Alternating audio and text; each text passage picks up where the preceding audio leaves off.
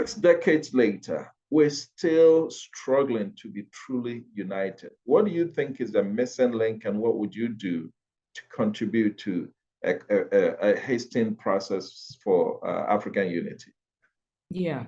I think, first of all, we have to really take time and look at ourselves as an African people. Okay.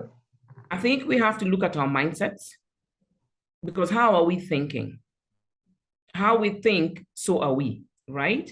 The things that we observe, the fragmented way that we're working, the scarcity mindset, which triggers unhealthy competition and people holding leadership positions or resources or things. People not wanting to work with each other because they are threatened by the other. You know, we first have to look at our mindsets and that scarcity mentality and come to a point where we understand who we are as a people. We are one, you understand? The borders that we are having should not even exist. I mean, original Africa didn't have borders. Please repeat that. Please repeat that for me. Please repeat that for me. The borders, you said what? The borders that we have today don't even need to exist because we're just one people. We moved around easy. We didn't even have a common language. We had all the millions of tribes, but we had one understanding. Our moral value was one. We had trust and we had integrity. If I put my salt there, I knew you would not take more gold than was worth your salt. You get it? And we would trade and we would barter, okay? The fabric and the essence of who we were as a people was extremely strong, but our mindsets have been so corrupted and polluted. We have such a scarcity mentality. We believe that we have to pull each other down, that we have to stay in our silos. We have no sense of trust for each other. And so we cannot connect to grow. It's continuously going down, right? So for me, I think that and really realigning our identity and our mindsets first to understand who are we, what are the strengths we have, and how can we embrace our diversity and our strength as a nation, okay?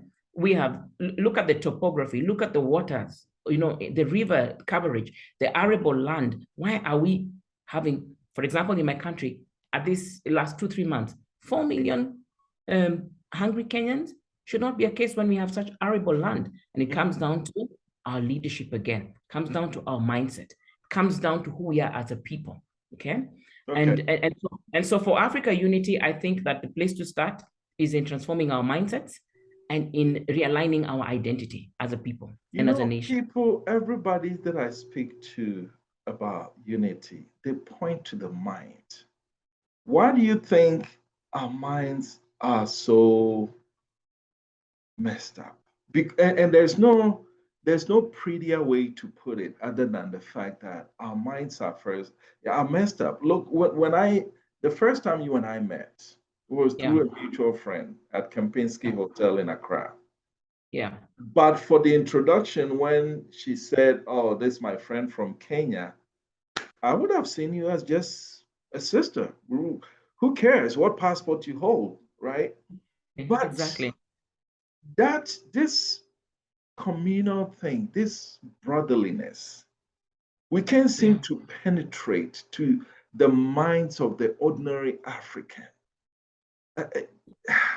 What do we have to do? So there's a couple of things that I think we have to do. And I think we need to have both a short-term and a long-term view to it, because people didn't just start to think like that overnight. There's a conditioning that has happened over time, right? When I look at pre-colonial Africa, right, there was a lot of strength, confidence, power. There was a lot of solutions, strong social fabrics, great support, systems that literally worked, okay? We grew food and we stored food 4 seasons out because we anticipated scenarios that if there was drought, if rain was late, we have food. We had systems and structures that handled morality.